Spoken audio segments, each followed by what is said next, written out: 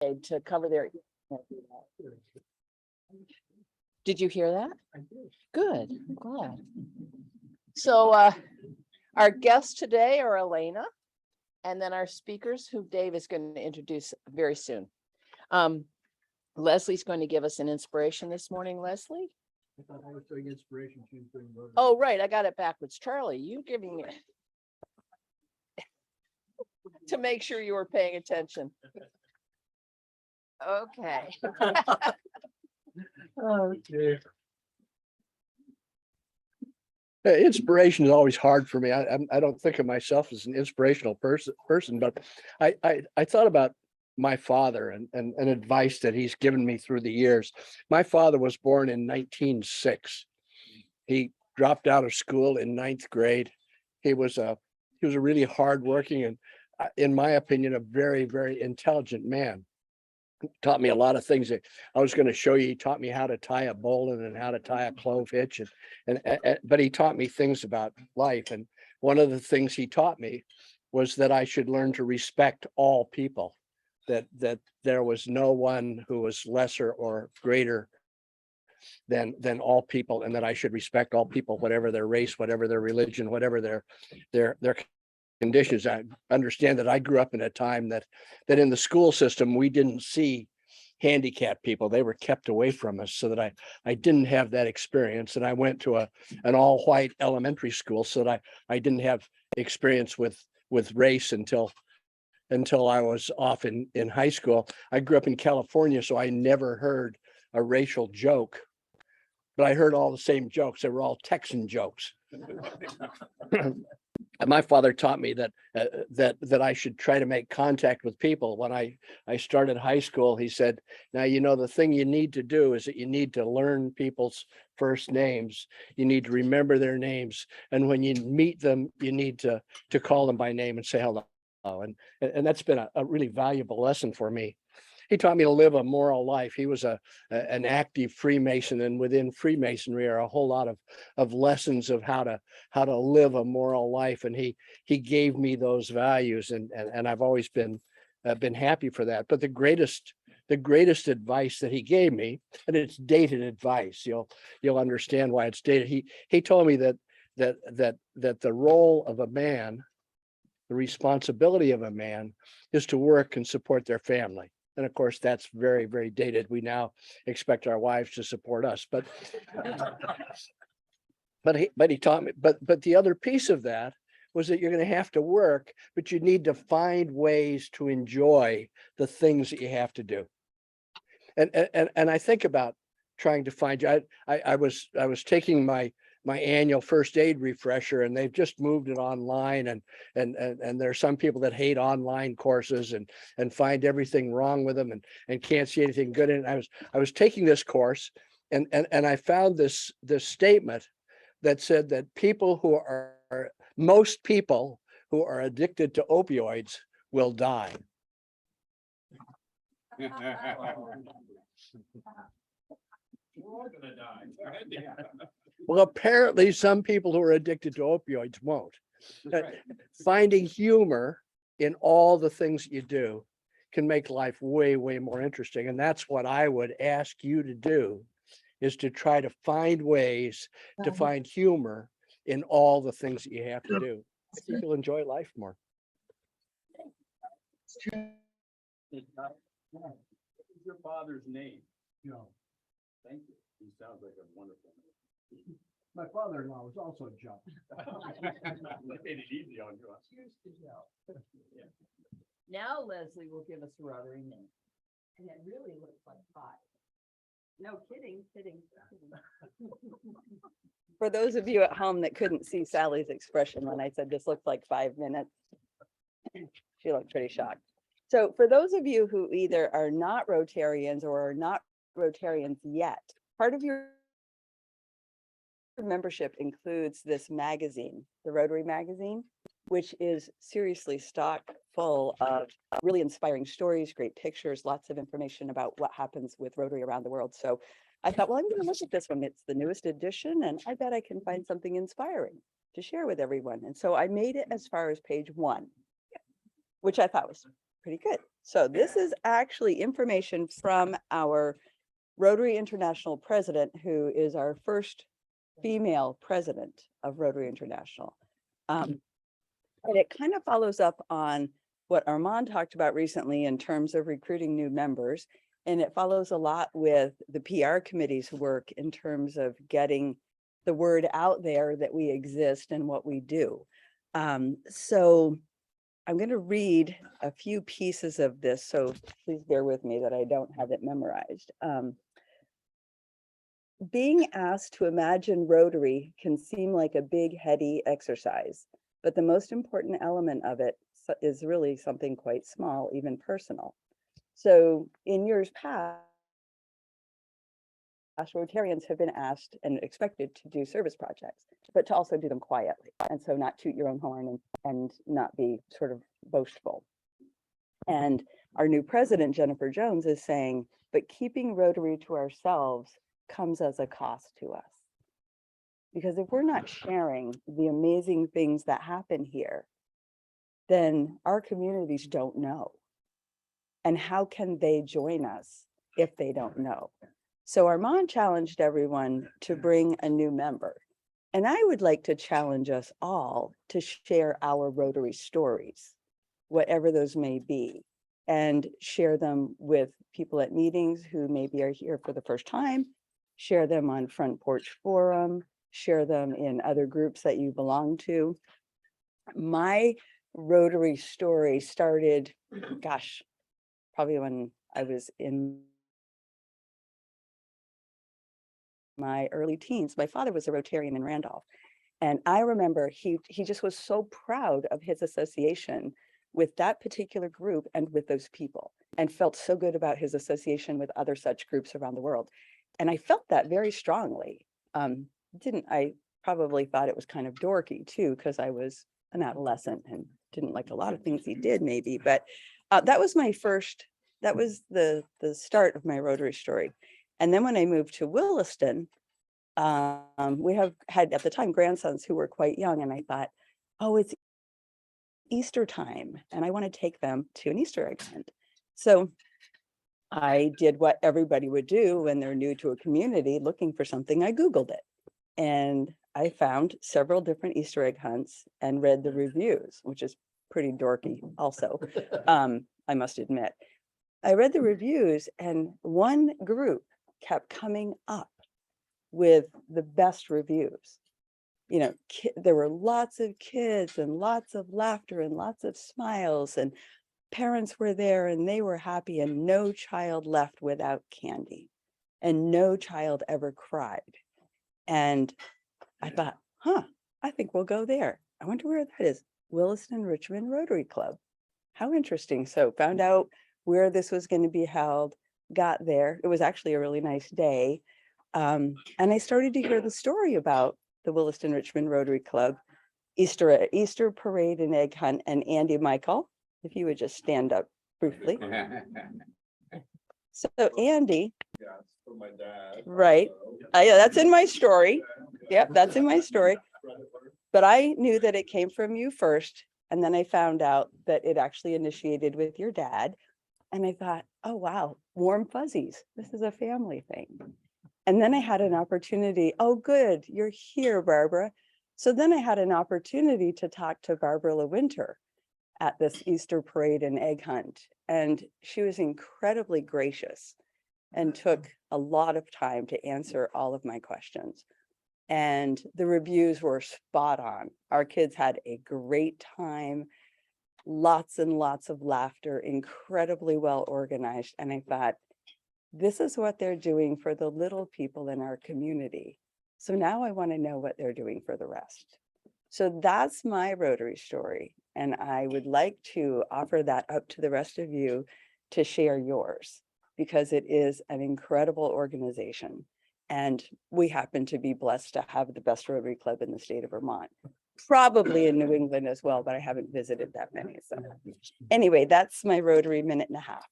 Thank you.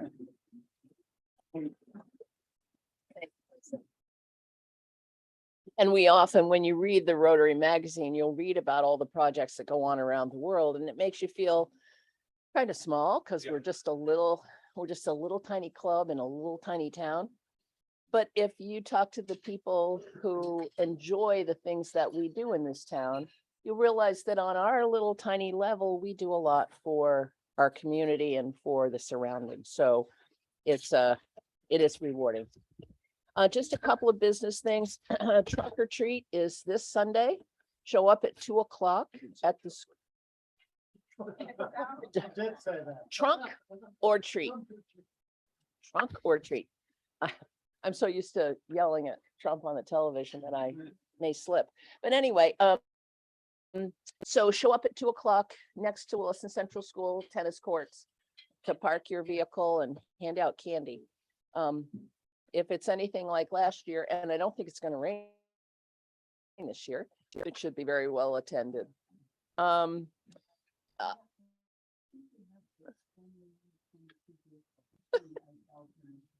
Going to be very busy. Yeah, hopefully I have a lot of kids. Right. One small point. Phil, hi Phil. Gotta unmute. Okay. We just would like to know what the story is on the candy. Is Rotary supplying the candy, or should we supply our own, or what? I'm picking up candy for everybody. Did you hear that? The club I is did. supplying candy. Thank you very much. There is. I mean, if there's something special that people have that they really want to share, then they can bring that. But I'm bringing candy for everybody. Well, for our club. So I see the coffee pot is on the move. I If guess somebody said I'm for coffee. if anybody wants coffee, raise your hand. How many people here read last week's Observer? Okay, so for those of you who didn't read last week's Observer, there was a nice article, thank you, Susan, about the heating assistance program, Split the Ticket. And so I'm very hopeful that it will help to bring in more money for the program. Yeah, fingers crossed. I think that's it. Dave will introduce our speakers. Barb? Yes, Barb. You're muted, honey. Have we set a date when the library is going to do a presentation? I'm not aware. Jane Curran's asked me to send her the link for today and I did, but I see that she hasn't joined us. So if No, you're in, it's Bonnie Lloyd who wanted to present what she was purchasing. yeah, I have not heard from any of them. If you hear something specific, let me know. Okay, thank you. Okay, Dave, on. Right. First of all, Leslie, I'd just like to ask a question. You grew up in Randolph? Yeah. And yet you're a Yankees fan? Everyone ran up. Proudly. Yeah. So how does that work it out for you? Sorry. You asked. No, it's okay, Leslie. Sit down, sit down. What was the American League East standings this year? Okay, all right. I'll let it go with that. This century, how things. Sorry, this is a running feud that we've got going on here. There are a couple of Yankees fans. My wife, yeah, talking about humor, Charlie, I appreciate that. My wife would often say to me, a little bit less humor would be. She said, don't tell any jokes ahead of time. It's just, I'm really excited. I'm discovering that there are a lot of really interesting and fascinating people that I come into contact all over Vermont. And my new friends, Steve and Jamie, are two of them, and I'm really excited to hear their story. They are titling it, "Why Did You Decide on a Vineyard?" Stephen and Jamie Foley are originally from the North Country, and Stephen having emigrated from Canada as a young child to Cumberland Head, and Jamie from Saranac, New York, respectively. They lived in this area until their 20s, and in 1980, they packed up their worldly possessions and in a used Volvo drove to Anchorage, Alaska. And they would eventually settle in Juneau and later in Ketchikan, the latter where they married. In Juneau, they found a vibrant, warm community of friends who became family, many of them transplants from all over the United States. They lived there for almost 30 years, continuing to raise Stephen's children and run the yearly Klondike race, hike, ski, skate, and fish. Stephen would eventually run his own electrical contracting business, and Jamie, with a paralegal background, worked for several years with the Alaska legislature. In between work and continuing education, Stephen and Jamie took hiatuses on their sloop. You got tired of the cold, I take it, Alaska. Took hiatuses on their sloop, the Setient, and from Maryland to San Diego, with many stops and adventures along the way, including multiple transits of the Panama Canal. A lot of sailors in this group that'll be interested in hearing about that. They've never shied away from setting out on precarious adventures, and now find themselves on a little piece of earth in Isle La Motte, shepherding a vineyard. They take very seriously this new chapter of vinification.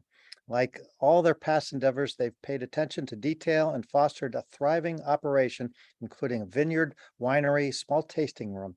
With patience, they build a business that continually evolves to include new concepts in winemaking, along with creating an aesthetically pleasing environment to drink their wine.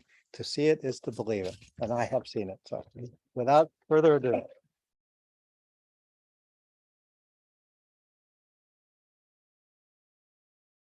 Thank you for that. It looks like I'm going to be doing most of the presentation. As usual. Steve's going to be answering questions if you have any. So yeah, why did we choose to start a vineyard? Before that, I do want to mention, you were talking about Rotary stories. Our eldest daughter, she went on a Rotary exchange program to Merida, Mexico, years ago. And actually, I was remembering that my grandfather was a Rotarian as well. But yeah, kind of cool. It all kind of On comes the back. Frederick side. Yeah. Yeah. So yeah, Stephen and I, we've known each other for a very long time. Our mothers were good friends, raising dogs in the Plattsburgh area. I came from a family of farmers in Saranac, and Steve always tells stories of haying and milking cows on Cumberland Head. Mhm. So we kind of we've been around farming for most of our lives. Well, except in Alaska, it's really hard to grow anything there. So our life has never been short an adventure. We started out together in one of our most grand ones by moving to Alaska over 40 years ago. As you've already heard, we packed up our worldly possessions, which at the time fit into the back of a Volvo sedan, and headed out into the unknown. We settled in Juneau for much of our stay in Alaska. Stephen, being a union electrician, worked in many disciplines, from generation to general contracting, commercial construction, and in the early days on the Trans-Alaska Pipeline. He would eventually run his own electrical shop while I settled into work for the Alaska legislature, my training in paralegal studies. And as you also heard, we took advantage of a lot of outdoor activities in Alaska. We especially loved skiing, cross-country, cross-country skiing. We would stay in federal forest cabins throughout the area, and that was it was quite breathtaking. Yeah. Our best New Year's ever. Yeah. Northern Lights, and Mhm. we stayed in this forest cabin that, in the literature, they tell you that it can house or fit up to like 8 people. And we had how many people there? 22 people. That 22. They just kept coming up. They kept coming up the hill. And we always took, for a long time, we participated in what was called the Klondike Road Race. And that's a 10-person running team from Skagway, Alaska to Whitehorse. 110 miles. 110 miles over the pass. But The Chilkoot Pass, yeah. right. So over the ensuing years, once we settled in Alaska, we sailed on our 27-foot Santana, and we eventually bought a racing sloop in Annapolis, Maryland. After purchasing this last 46-foot sloop, the Sentient, we refitted the entire topside and gutted the inside to make it more manageable for 2 people to sail. We sailed the Caribbean, the west coast of Central America, and all parts north, landing in Portland, Oregon, where we eventually sold the boat after living on it for about 10 years. And before that, we were in San Diego. We've also traveled extensively to New Zealand, Europe, Hong Kong, China, to name a few countries. Presently, we don't feel compelled to travel great distances anymore. We're content to be on our Isle of Mont property, settling in, learning the different facets of the vineyard life. Stephen a little more than me. Well, you do all the administrative stuff. Well, it's very remote in Isle of Retail. Mont. You probably have been, most of you, and it's pretty off the beaten track, but it's nice that we're kind of central to Plattsburgh and then Montreal and Burlington. So we try to get out, and I get out more than Steve. He just loves being on the tractor and digging in the dirt. We've also lived in many states, including Maine, Alaska, Oregon, California, and now Vermont. Sometimes we were forced to follow work around the United States as Alaska went through some of its bust years. Throughout our life, we've also remodeled 2 homes and built 2 brand new ones in which we presently reside. Stephen is the master carpenter, along with being an electrician and plumber. He can do just about anything, and he has an artistic eye, much like his late mother, who was a visual artist herself. We do love a challenge and having projects to work through. I liken the vineyard to an art installation. We have a vision, and now it's a matter of bringing it into the world. We don't see this. I'm also an amateur artist and writer. I've always strived to create beauty in the everyday, in the mundane. Lately, when people ask me why we chose to start a vineyard, I reply, Stephen and I just do things big. We rarely worry about all the what ifs. We enjoy and thrive on trying new things. It's just something in our nature. We've never shied away from challenges. When we've made our minds up to do something, we just do it. That hasn't always been an easy journey. We've had to plow forward when we've been exhausted, short on money, through self-doubt and frustration, but we've always taken the long view, and that's worked for us. We eventually came back to care for our mothers to the East Coast. We spent about 6 years in Portland, Oregon before then, helping to take care and spend time with our grandchildren before moving back to Vermont permanently. Stephen's mother suffered from dementia, and my mother eventually passed away from esophageal cancer. I then quit my job as a paraeducator in St. Albans to care for my mother specifically, but also to help Stephen's mother navigate elder care facilities. We lost all of our parents within a span of 4 years, from 2018 to 2021. So now here we are, late in life, building a vineyard, having planted our vines 7 years ago. Marquette grapes predominantly, with a few white varieties mixed in. We're learning the ropes as we go, having mastered the basics of winemaking. We look forward to refining those skills. We each bring strengths to our business, our individual strengths, with me with admin and legal and marketing. Stephen, because of his project management skills, he takes care of the winemaking. He also does spreadsheets. We call him the spreadsheet guy. He tracks the weather. He puts all of our time in, who's ever worked, from mowing to pruning to he also tracks all the plants in the vineyard. He actually has a chart where he has everything on a spreadsheet, and he can track which vines are having trouble.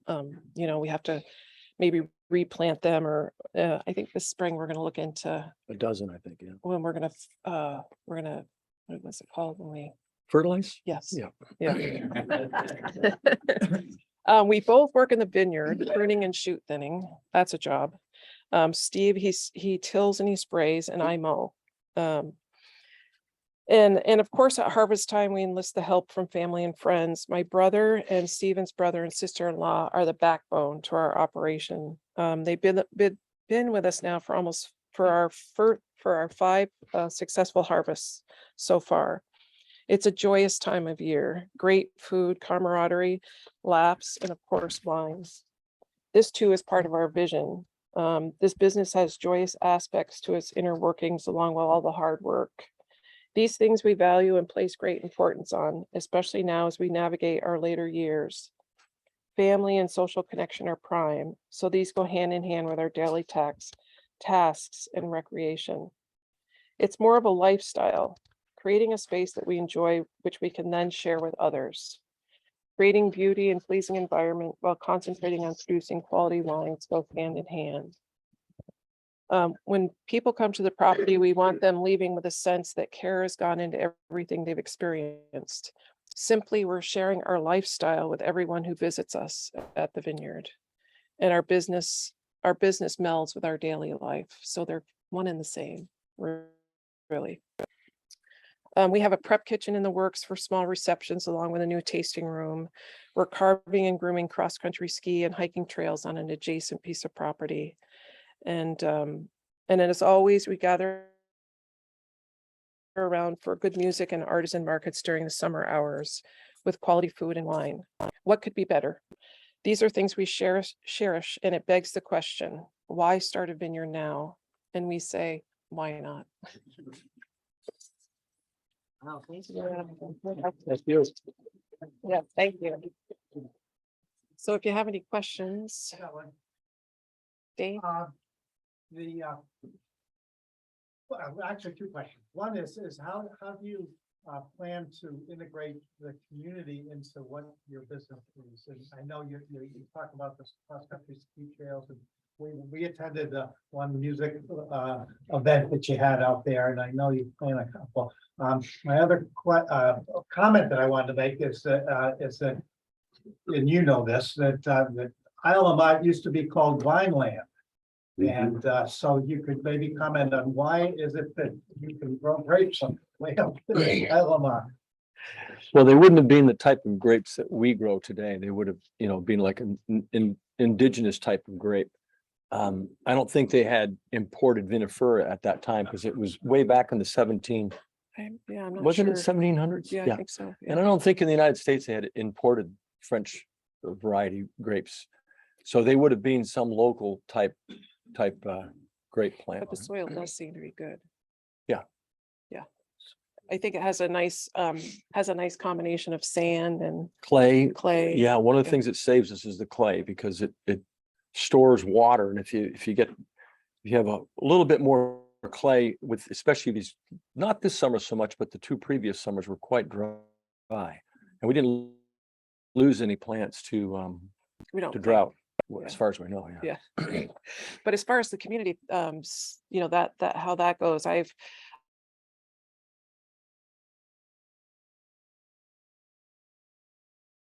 actually thought about having like a Isle of Mont. It's really hard to get ahead of, all the things that we want to do and kind of try to make it happen. But yeah, hopefully maybe this summer we'll do that. Why'd you choose Marquette?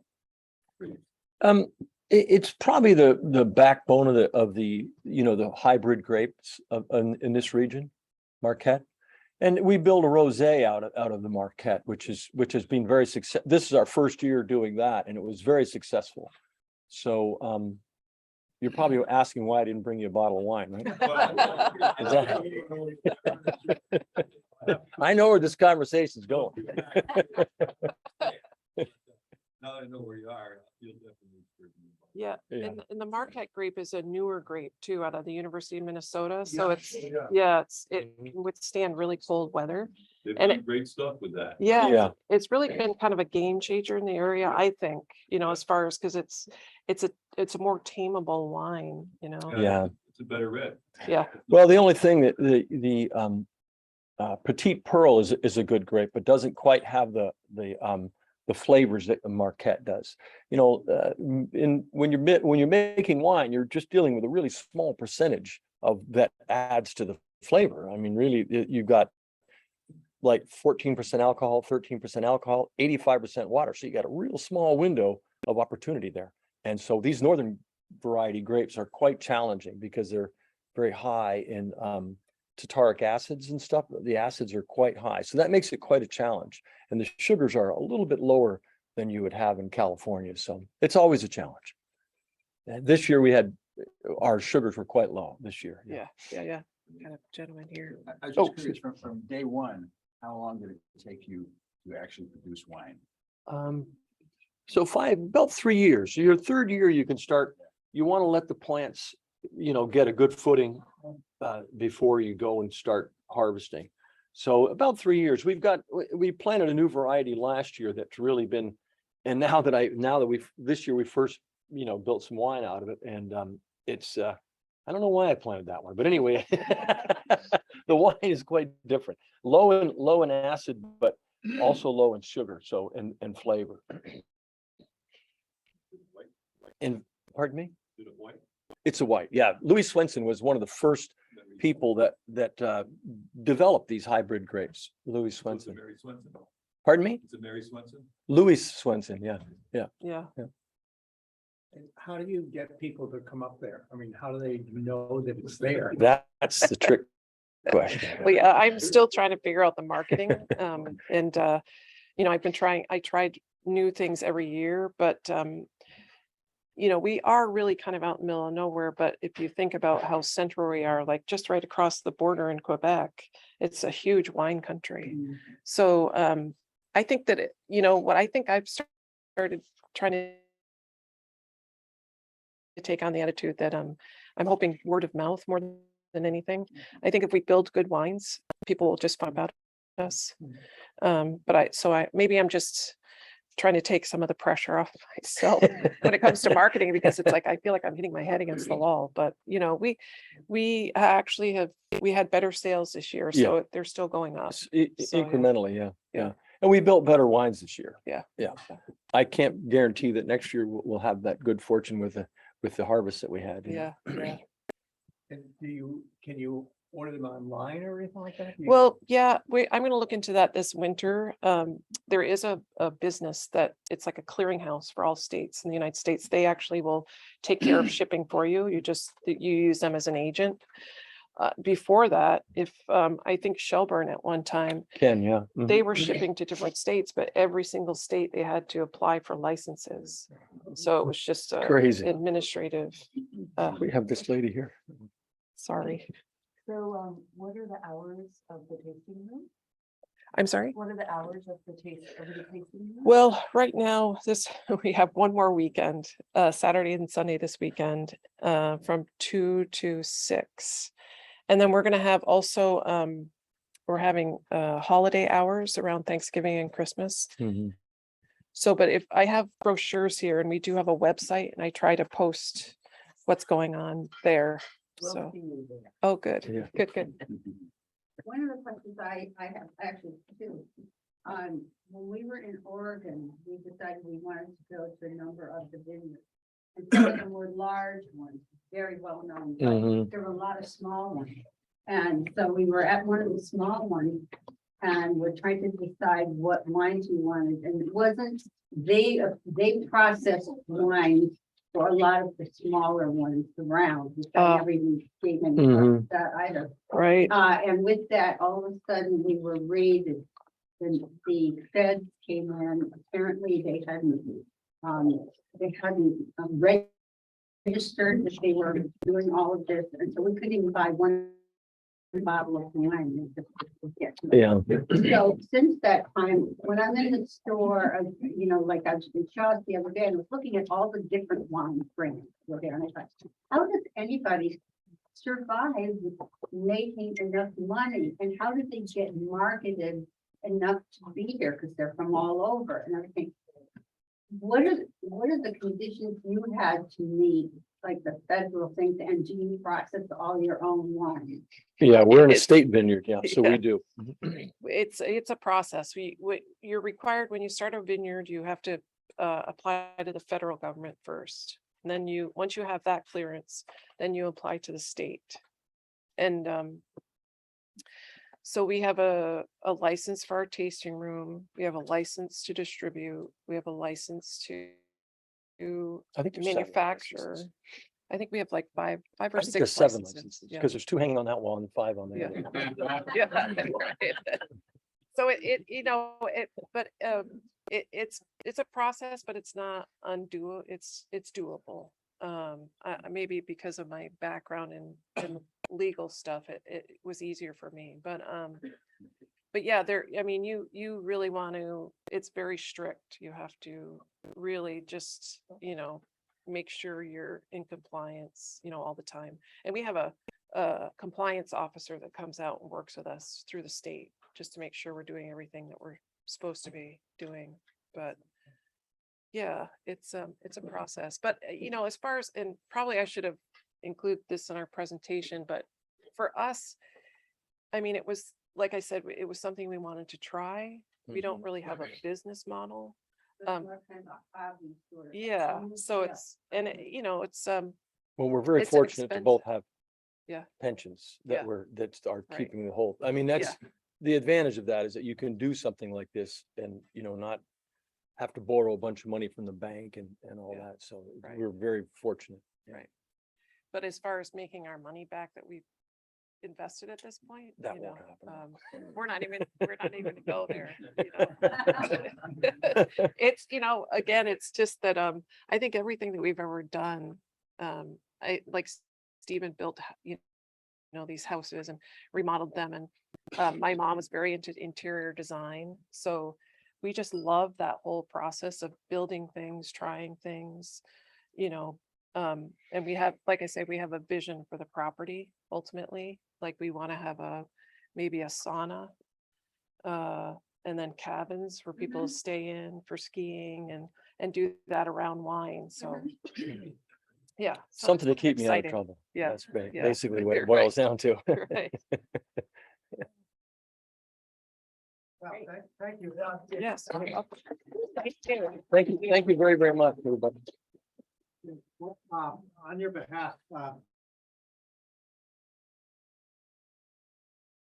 thanking you for coming and speaking to us. We make a contribution to the Williston mentoring program in your name.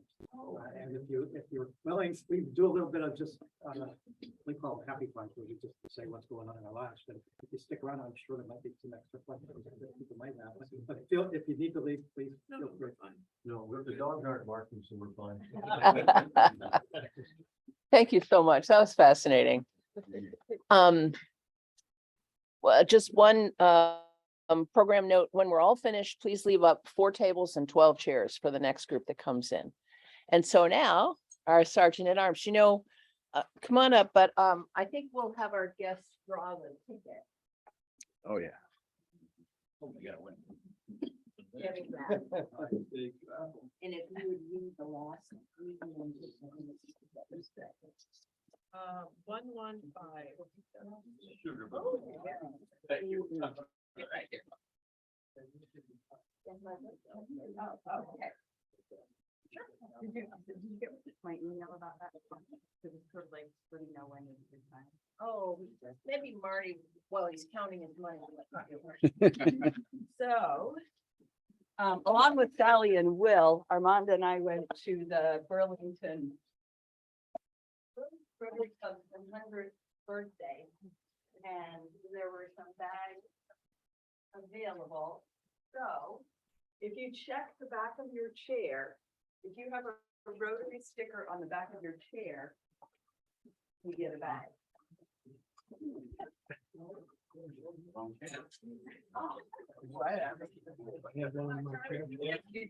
I don't need another one of those. Okay. You what? You have one?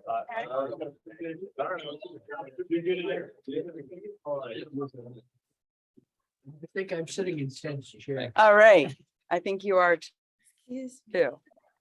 And, oh, excellent. And I'm sitting in the chair. I just want to say, Excuse me, I have one. however, there is.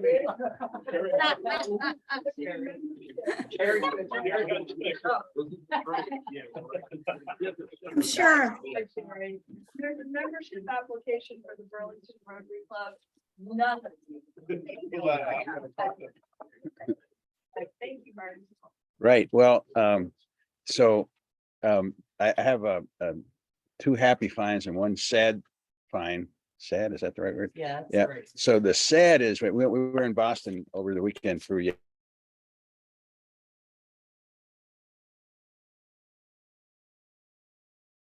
yesterday. Barbara's getting an evaluation. The key to my car, which miraculously appeared at the front desk of our hotel. And the following day I lost my wallet. So there you go. That's a sad one. we'll survive. I will survive. There's worse things than losing your wallet. Happy fun, because I realize now that actually being sergeant at arms is a pretty good gig. I get to spout off spontaneously at the start of these things, and no one can yell. No one's yelled at me so far. And so I'll, or apropos of there you go. Apropos of Charlie's mention of who was it that doesn't die? Was it in your story? Oh, right. So everyone know the Onion? The Onion's a union, humor magazine out of originally out of University of Wisconsin. Years ago, and I used to use this in talks all the time, they published an article, and the headline was death rate remains 100%. And it went on about billions and billions of dollars being spent by the NIH on scientific research in health, et cetera, et cetera. And then it shows a bar graph over the years, the death rate remains 100%. So there you go.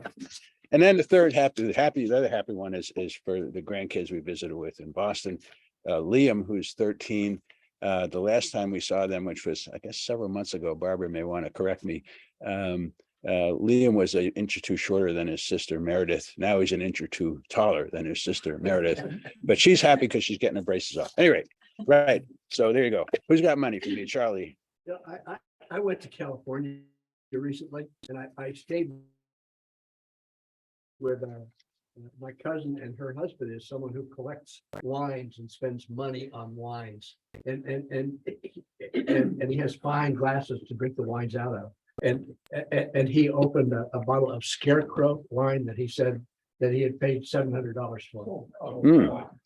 And when we finished that bottle, he opened a bottle of the lower priced wine from that same winery. That was only a $500 bottle of wine. Now, I have to admit that I buy wine that's less expensive than that. The last time I was there, we had finished a $200 bottle of wine, and I tried to assess whether it was excellent. All of these very expensive wines they're wonderful. But are they 20 or 50 or 70 times better than the wines that I buy? And I'm not convinced that they are, but I did enjoy them. There's the guy from Monty Python. I'm blocking his name. Tall guy. John John Cleese is a wine connoisseur, and he has a wonderful video out where he runs this party for a bunch of wealthy wine savants, and the idea is, they didn't know this, could they tell a difference between a $10 bottle of wine and whatever, $500, and they couldn't. Anyway, Rick. Well, last week I mentioned I wasn't much of a baseball fan. In fact, the only professional baseball game I ever went to was the Phillies versus the Cardinals. And that was one of the last games of Stan Musial. But in any case, Connie Mack Stadium. But anyway, here's $1 for the Phillies. There you go. World Series. I like that. Don't say anything about the Union. Armin. I have $1 for the speakers. Thank you very much for coming here this morning. It's a pleasure to have you here. And I have $1 for Barbara. Thank you for bringing us into this circle called Rotary. Well, thank you for joining. She actually recruited me, but it was little bits and bits. One big spiel. Ted. So I have 3 happy finds. One for the speakers, and it reminds me of when I was having dinner with another couple. The man was a Wall Street high mucky muck, and it was a local restaurant here in Vermont, and he actually sent the wine back. Only time I've ever seen that. And he smelled the cork, and as far as I could tell, it wasn't corky and it wasn't moldy or anything. He just sent it back just to show off, and so that was embarrassing. But that's my wine story. The other is that I actually started my new job on Monday. I was sworn in yesterday officially, but on Monday I started as an assistant attorney general. again. All right. Attorney General Suzanne Young swore me in yesterday in Montpelier, although my office is going to be in Waterbury. And two things about that. One, she very graciously went through my resume, and which I will say I sound better on paper than I probably actually am. And she went on about how the departments that I'm going to be representing are struggling and they need help. And when it was all done, I said, well, I just want to say one thing. Thank God I'm here. And they laughed. So they're happy fine because that's the risk. And the thing is that my 17-year-old daughter, two things about that. She's finishing up college applications this week. And one of her essays that she wrote was so good that I thought that her older sister had done it. So that was good. But the other thing is that in this new job, I had a choice of trying to get an office or a cubicle, and I chose a cubicle because I'm kind of into this Jimmy Carter St. Francis service humility stuff, which I'm bragging about right now. And my daughter asked me, so did you get your old office back? I had a really nice office as a division chief. And I said, no, actually, I'm in a cubicle. And she just looked at me for about 4 seconds. And said, how embarrassing. So I'm happy about that. Thank you. Let's see who we got right here. Did I miss anyone at this table? Okay. Oh, Andrew. Oh, you want to change back? Yes, sure. Take 3 back. This 3. Oh, yes. I heard you talking about keeping a log on what was in the garden. Unfortunately, on my gardening, I don't keep a log, not yet. So I'm going to promise myself to keep a log next year, so I don't make quite as many disasters as I have up to now. Okay, thank you. Thank you. For the suggestion. Dr. Sally, what you got? So thank you to the speakers. I love hearing small business stories. And your story before the vineyard deserves at least 2 or 3 more meetings, don't you all think? I want to hear about the sloop and those trips, but a very happy find. My oldest son, the one you've all heard about, the guy in recovery, just turned 37. And he's very healthy. Give $1 for Ted for your sense of humor. We need you to keep us laughing. Also, $1 for senior moment. Oh yeah. For the 9 holes of golf we played on Tuesday, Gary, that was a blast. We had a lot of fun. It was so good. It was great. And then I guess